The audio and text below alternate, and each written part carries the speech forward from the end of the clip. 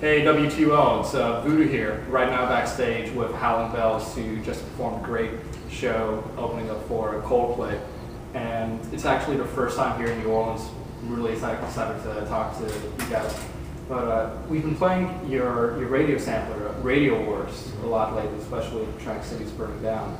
And I was wondering if you could tell us more about the album and what sort of influences or any stories behind it.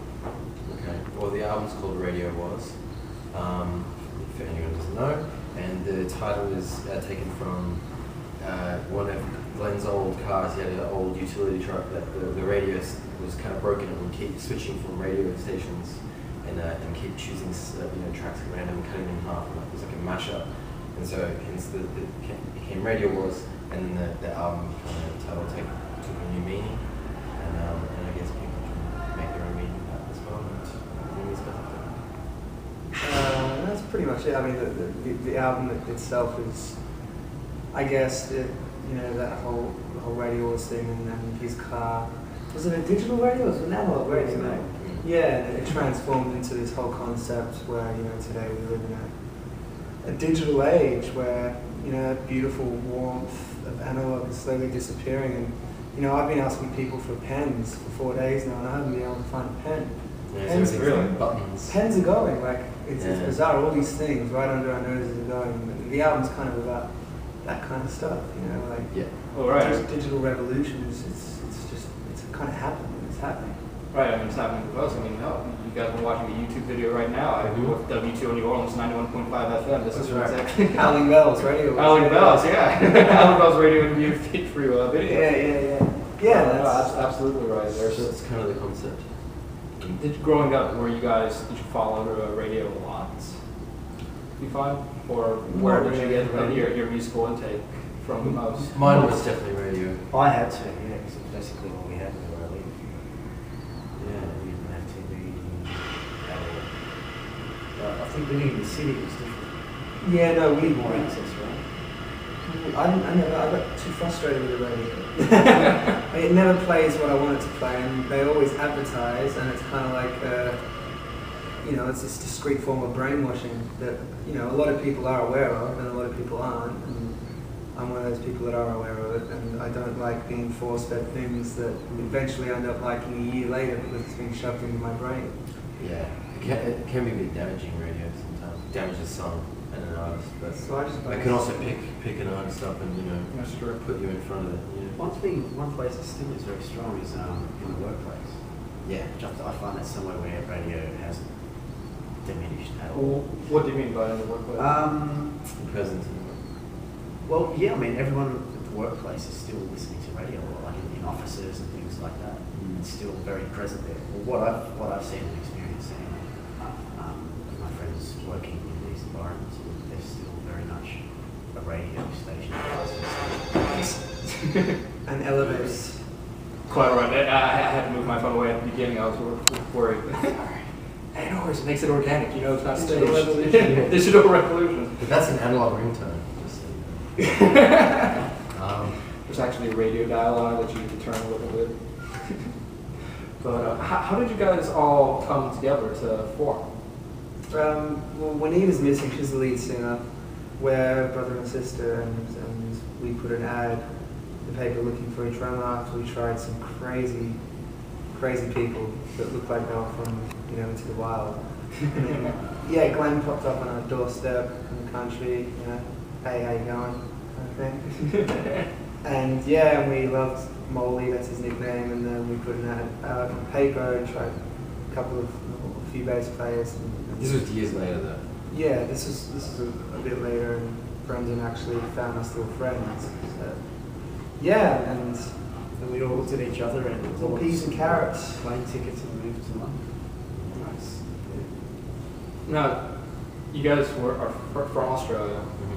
You recorded in London with the help of Ken Nelson of Coldplay. Mm-hmm. What was it like working with him? It's beautiful. Peas and carrots. Hello? This is really good. Hello? Yes. Pregnant? Maybe.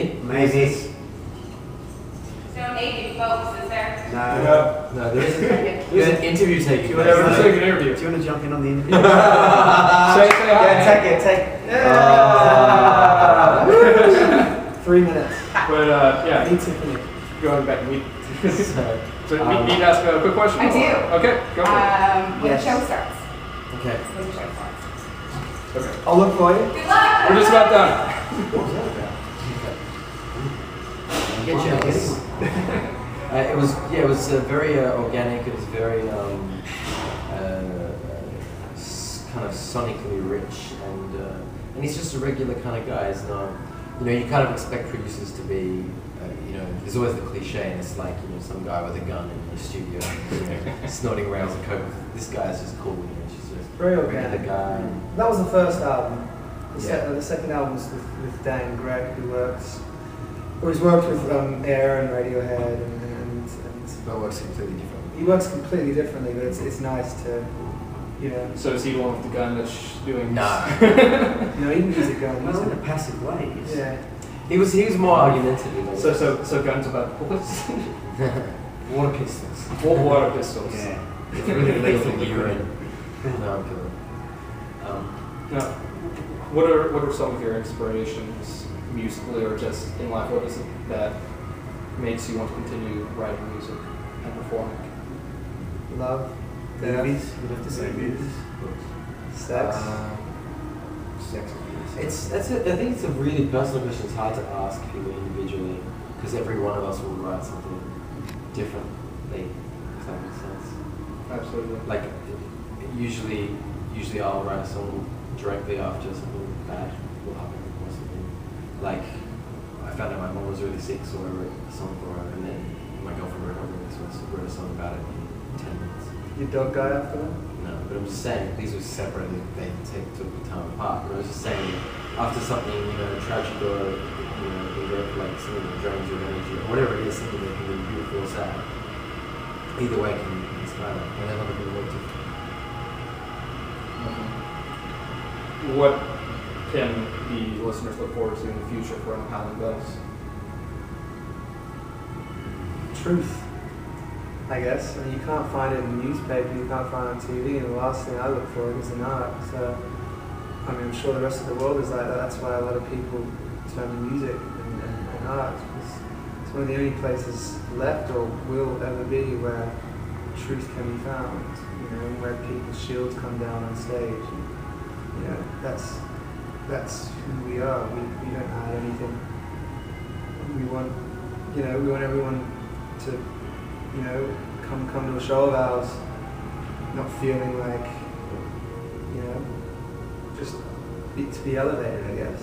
Just leave the outside world behind, just be themselves. Absolutely. Is that a really long answer? Sorry, I was just thinking, I was just chilling out. Taking me on. I had a whole movie going in my head with that. That was good. It was a slow release. It was a Absolutely. good thing.